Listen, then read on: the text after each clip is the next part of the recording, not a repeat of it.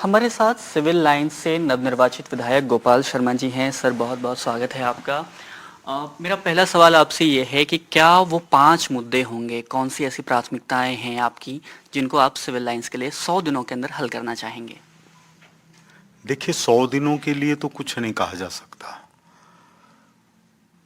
लेकिन जो प्राथमिकताएं तय की हुई है उसमें है जनता का स्वाभिमान, सिविल लाइन क्षेत्र का सम्मान, सिविल लाइन क्षेत्र का विकास, आम आदमी की इज्जत को महसूस करवाना और एक आदर्श विधानसभा क्षेत्र के रूप में सिविल लाइंस को विकसित करना। ये 5 प्राथमिकताएं हैं जिनको लेकर चल रहे हैं। इसमें कुछ ऐसी हैं जो तुरंत शुरू हो गई हैं, जैसे सिविल लाइंस क्षेत्र के नागरिकों के सम्मान की बहाली। पुलिस प्रशासन या कोई अराजक तत्व ये सिविल लाइंस क्षेत्र के किसी व्यक्ति को अपमानित करने से पहले उसको सोचना पड़ेगा। यह मैसेज दिया जा चुका है कि जनता से बड़ा कोई नहीं है। इसी तरह से धीरे धीरे बाकी की चीजें पूरी होंगी। जब आप स्वाभिमान का जिक्र करते हैं तो इसके मायने क्या हैं, क्या तात्पर्य है? स्वाभिमान के मायने ये हैं कि अगर एक गरीब आदमी, पीड़ित आदमी, दुखी आदमी अगर थाने पर जाए तो उसको हिकारत की नजर से नहीं देखा जाए। यह जो जनता है, यह सरकार चुनती है, उसका स्वाभिमान और सम्मान बना रहना चाहिए।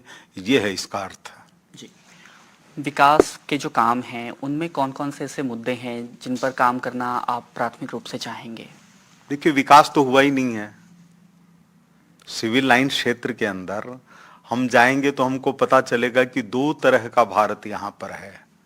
एक है जो शासन करता है, दूसरा है जो इतना ज्यादा गरीब है कि उनके पास पहनने के लिए कपड़े नहीं हैं।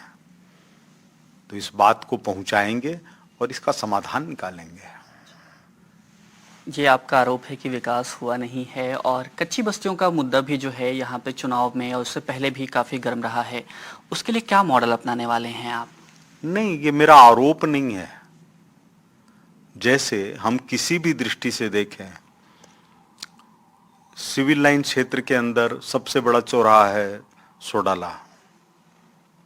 उसके ऊपर मेट्रो चलती है, ओवरब्रिज है। कुछ हजार करोड़ रुपए, कई हजार करोड़ रुपए उस पर खर्च हो गए, लेकिन आज भी वहां जिस जगह को पार करने में पहले 15-20 मिनट लगते थे, आज आधा घंटा तक लगता है।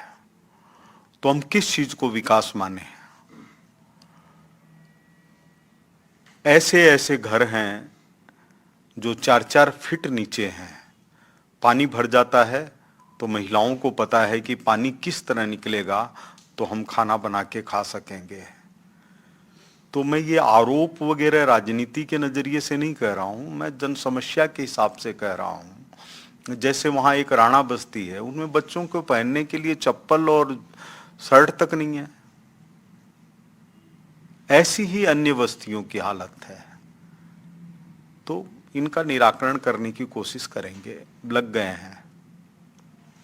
कब तक ये प्राथमिक रूप से जो आप कह रहे हैं कि इन बस्तियों की यह हालत है, वाकई बहुत बुरी स्थिति है जिसका जिक्र आपने किया, तो इस पर क्या लगता है आपको कि कितने दिनों के अंदर कुछ काम हो पाएगा? मैंने कहा ना, दिनों के ऊपर नहीं डाला जाए, लेकिन जो मैसेज जाना चाहिए वो मैसेज दिया जा चुका है कि सबसे बड़ी जनता, जनता की कोई भी बुराई, जनता की कोई भी कमी हो सकती है, उसके लिए वह संबंधित व्यक्ति दोषी हो सकता है, लेकिन उसकी गरीबी, उसकी अशिक्षा को कभी भी दोयम दर्जे का नागरिक बनाने का अधिकार नहीं देती है। तो व्यक्ति के हिसाब से आचरण हो तो उसमें कोई दिक्कत नहीं है, लेकिन कोई आम आदमी है, उसको हिकारत की नजर से नहीं देखा जाना चाहिए। इसका मैसेज दिया जा चुका है, अफसर समझने लग गए हैं इस बात को। जी, मंत्रिमंडल का गठन होना है, इस बात की भी चर्चा है कि आपका भी नाम शामिल हो सकता है। हाँ, हो क्यों नहीं सकता।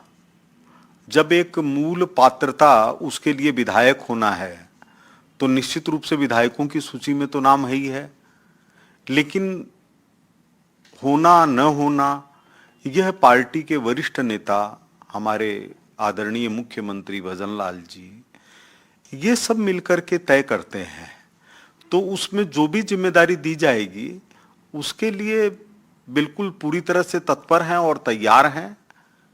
और जिम्मेदारी वैसे ही इतनी बड़ी है कि राजस्थान की राजधानी विधानसभा क्षेत्र का विधायक बनाया गया है। पार्टी ने यह अवसर दिया है माननीय नरेंद्र मोदी जी के नेतृत्व में, तो उसका पालन ही अपने आप में एक बड़ी चीज है।